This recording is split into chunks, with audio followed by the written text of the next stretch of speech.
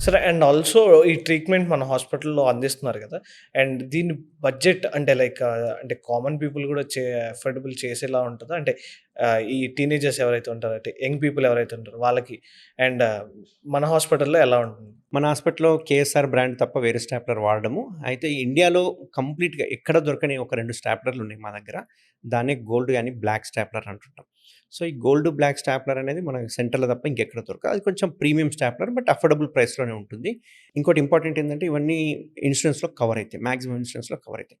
కొన్ని కావు. చిన్నప్పటి నుంచి ఫైమోసిస్ ప్రాబ్లమ్ ఉంటే మేబీ కొన్ని ఇన్స్యూరెన్స్‌లు రిజెక్ట్ చేస్తాయి. బట్ మాక్సిమం ఇన్స్యూరెన్స్‌లు ఇప్పుడు ఇస్తున్నారు. సో, ఈ సర్జరీకి ఏదైతే టైం తీసుకుంటామో ఓన్లీ 5 మినిట్స్ టైం కాబట్టి హాస్పిటల్ స్టే అవసరం లేదు. అప్పుడే పంపించేస్తాం కాబట్టి అటు చూసుకుంటే రూమ్ చార్జెస్ కానీ ఇట్లాంటివన్నీ పడవు వాళ్ళకి. కాబట్టి ఓన్లీ సర్జరీ కాస్టే కాబట్టి మాక్సిమం అఫోర్డబుల్ ప్రైసెస్‌లోనే మేము చేస్తున్నాం. మేము లాస్ట్ ఇయర్ అనుకుంటాము 212 సర్జరీస్ చేసాం. ఫ్రీగా ఆఫ్ కాస్ట్‌లో చేశాను. Almost okay. ఆల్ 1,00,00,000 వర్త్ సర్జరీస్‌ని మేము ఫ్రీ ఆఫ్ కాస్ట్‌లో అది కూడా 212 సర్జరీస్ వితిన్ 6 అవర్స్‌లో చేసాం. దానికి గాను రికార్డ్స్ కూడా వచ్చాయి. World wow! బుక్ రికార్డ్స్ ఇట్లాంటివి కూడా వచ్చాయి. జస్ట్ అవేర్‌నెస్ చేయాలె.